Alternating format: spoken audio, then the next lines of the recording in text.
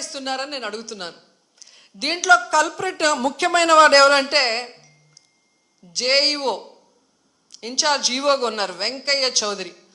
వెంకన్న దేవుడిని ఆయన చేతికి చంద్రబాబు నాయుడు ఇస్తే ఈ వెంకయ్య చౌదరి ఈ టీటీడీని ఏం చేస్తున్నాడో అక్కడ మీరు ఒకసారి ఎంక్వైరీ చేస్తే మీకే అర్థమవుతుంది.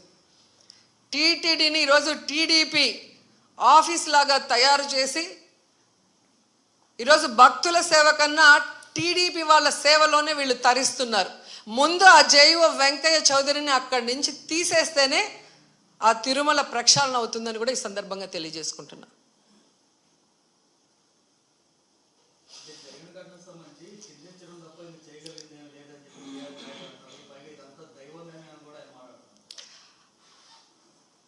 దేవుడి మీద భక్తి లేని వాడికి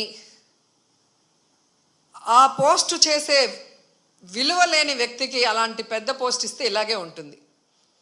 ఆయన ప్రెస్ మీట్లు పెట్టి రాజకీయం మాట్లాడతాడు, జగన్ గారిని తిడతాడు. కానీ ఒక టీటీడీ చైర్మన్గా తన బాధ్యత ఏంటి, వైకుంఠ ఏకాదశికి ఎలాంటి ఏర్పాట్లు చేయాలి, ఈఓని ఎస్పీని కలెక్టర్ని కలుపుకొని కోఆర్డినేట్ చేసుకొని ఎలా వచ్చే భక్తులకి అన్ని సదుపాయాల్ని సేఫ్టీని అందించాలన్న ఆలోచన ఇతనికి లేదు.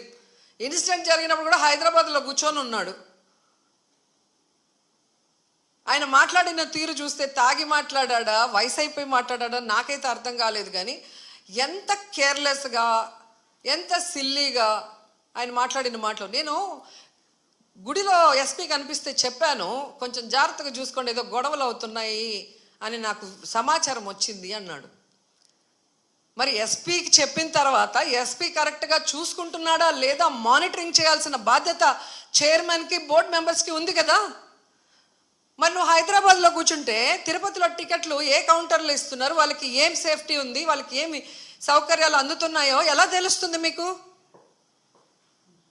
మంత్రి గారు, ఎమ్మెల్యే, చైర్మన్, పాలక మండలి, కలెక్టరు, ఎస్పీ వీళ్ళందరూ తిరగాలి. తిరుపతిలో తిరుమలలో ఎలా ఉన్న ఏర్పాట్లు, ఏమైనా అవసరం ఉందా అని చెప్పి అఫీషియల్స్ని కోఆర్డినేట్ చేసుకోవాల్సిన పని అధికారంలో ఉన్న వాళ్ళది. అలా చేసుకోకుండా అంతా దైవేచ్ఛ. నేను ముందే అనుకున్న ఎస్పీ గారికి చెప్పా, వినలేదు అంటే ఎవరిని ఇరికిచ్చి తప్పించుకోవాలనుకుంటున్నారో వాళ్ళే గమనించుకోవాలి. గతంలో టీటీడీ చైర్మన్లుగా పనిచేసిన వాళ్ళు కరుణాకర్ రెడ్డి గారు ఉన్నారు మనకు, అట్లాగే సుబ్బారెడ్డి గారు ఉన్నారు. ఎంత చక్కగా భక్తుల సేవలో వచ్చిన వాళ్ళకి అన్ని సౌకర్యాలు అందించి అందరూ కూడా దర్శనం చేసుకొని తరించే విధంగా ఎలా ఏర్పాట్లు చేశామో 5 ఏళ్ల కాలంలో భక్తులను అడగండి. వచ్చిన ఫస్ట్ ఇయరే మీరు ఈ విధంగా చేస్తే నెక్స్ట్ ఎలా వస్తారు భక్తులు? భయపడిపోరా? అంటే తిరుమలకి ఎవ్వరు రాకూడదు అన్నట్టుగా అప్పుడేమో ఏదో కల్తీ జరిగిందని అబద్ధపు ప్రచారం చేసి సుప్రీంకోర్టుతో అక్షింతలు వేయించుకున్నారు. ఇప్పుడు నిర్లక్ష్యంతో 6 మందిని చంపేసి అమ్మో కొండకెళ్తే ఏమన్నా అవుతుంది అన్నట్టుగా ఇప్పుడు తయారు చేశారు.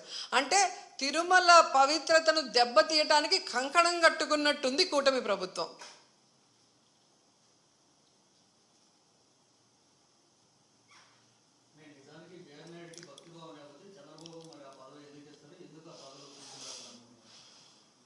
అది చంద్రబాబు నాయుడు గారు చెప్పాల్సిన విషయం. ఎందుకంటే సొంత జిల్లాలో ఇంత పెద్ద ఇష్యూ జరిగింది. బిఆర్ నాయుడు చిత్తూరు జిల్లాకు చెందినవాడే. మరి జిల్లాలో తిరుమల పవిత్రత గురించి తెలుసు, ఎన్ని లక్షల మంది వస్తారు వైకుంఠ ఏకాదశికి ఇద్దరికీ తెలుసు. వాటికి ఎలా ఏర్పాట్లు చేయాలో చంద్రబాబు నాయుడికి తెలుసు, బిఆర్ నాయుడికి తెలియదు. తెలియనప్పుడు చెప్పి చేయించుకోవాల్సిన బాధ్యత ముఖ్యమంత్రికి ఉంది.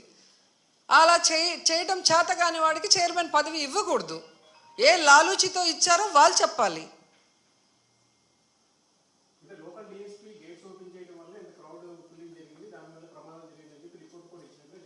ఎవరిచ్చారు రిపోర్టు?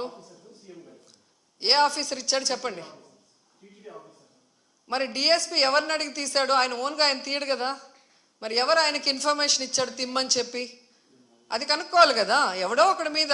ఇప్పుడు చంద్రబాబు నాయుడు అఫీషియల్స్ అంటాడు, అఫీషియల్స్ ఏమో డిఎస్పీని. అంటే ఎవరిని బలి చేద్దామా అన్నారు, కానీ కానిస్టేబుల్ మీద ఇలా డిఎస్పీతో ఆగినారు. వినేదానికి కూడా నమ్మకంగా ఉండాలి కదా. ఒక అబద్ధం చెప్పినా మీకు బిఆర్ నాయుడు నేను ఎస్పీకి చెప్పాను, నాకు గొడవలు అవుతాయని ఇన్ఫర్మేషన్ ఉంది, జాగ్రత్తగా చూసుకోండి అని నేను చెప్పాను అని ఆయన చెప్తున్నాడు. మరి అది ఎక్కడ ఎవరి ఫెయిల్యూరు? ఎస్పీ ఫెయిల్యూరే కదా. మరి ఎస్పీ మీద ఇవ్వకుండా డిఎస్పీ మీద ఎందుకు ఇచ్చారు? అంటే అబద్ధాలు ఎవరికి నచ్చినట్టు వాళ్ళు ప్రెస్ వాళ్ళు రాగానే తెలియక చెప్పేశారు, దాంట్లో వాళ్ళే ఇరుక్కుపోతున్నారు. ఇది ఎవ్రీ ఇయర్ జరిగేదే కదండి. ఇప్పుడు కోవిడ్ లాగా ఏదో సడన్గా వచ్చింది, అది ఎలా ఉంటుందో తెలీదు, మేము చేయలేకపోయినామంటే అర్థం ఉంది. అలాంటి సమయంలో కూడా జగన్మోహన్ రెడ్డి గారు వయసులో చిన్నవాడైనా ఇండియాలోనే బెస్ట్గా ఈరోజు ప్రజల్ని కాపాడుకోవడానికి, వాళ్ళకి వైద్యాన్ని అందించడానికి, వాళ్ళకి టెస్టింగ్లు చేసి, వాళ్ళకి కోవిడ్ సెంటర్లు ఏర్పాటు చేసి, వాళ్ళకి నాణ్యమైన ఫుడ్ పెట్టి, మళ్ళీ వాళ్ళు బయటికి వెళ్ళి పని చేసుకోలేరని 1000 రూపాయలు ఇచ్చి, బియ్యము కూరగాయలు అన్నీ ఇచ్చి ఎలా కాపాడుకున్నారు? కోవిడ్ గురించి తెలియనప్పుడే ఆయన అంత చేస్తే నీకు ఎవ్రీ ఇయర్ జరిగేది కదా ఇది. ఎన్ని లక్షల మంది వస్తారో తెలుసు కదా. తెలిసినప్పుడు ఏర్పాట్లు చేసుకోవాల్సిన బాధ్యత మీకుంది, దానికి మాట్లాడుకోవాల్సిన బాధ్యత మీకుంది. అవన్నీ వదిలేసి ఎవడో ఒకటి మీద వేస్తే ఒకడికి సంబంధించింది కాదు కదా, ఇది లక్షలాది మంది భక్తులకు సంబంధించింది. రేపొద్దున వీళ్ళందరూ పైకి వస్తారు కదా దర్శనానికి, అప్పుడు ఇంకా ఎక్కువ తోపులాట ఉంటుంది. మరి అక్కడ ఎలా కంట్రోల్ చేస్తారు?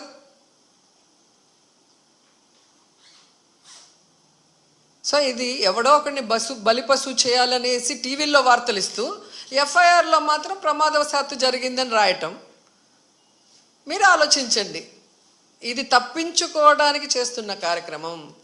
భగవంతుడు వీళ్ళని వదిలిపెట్టడు, ఈ తప్పు చేసిన వాళ్ళని వదిలిపెట్టాడు. అట్లాగే కేంద్ర ప్రభుత్వం కూడా సిన్సియర్గా దీని మీద ఇన్వెస్టిగేషన్ చేయించి తప్పు చేసిన వాళ్ళ మీద క్రిమినల్ కేసులు వేయాలి. అది మా డిమాండ్. అలాగే చనిపోయిన వాళ్ళకి, క్షతగాత్రులు అయిన వాళ్ళకి ఎక్స్గ్రేషియా ఇవ్వాల్సిన బాధ్యత ప్రభుత్వానికి ఉంది. అది ఇమీడియట్గా చేయాలి. చేస్తారు, ఇవ్వరు.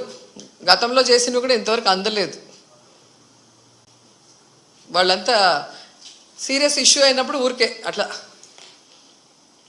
అది ఇప్పించాల్సిన బాధ్యత మన అందరి మీద ఉంది.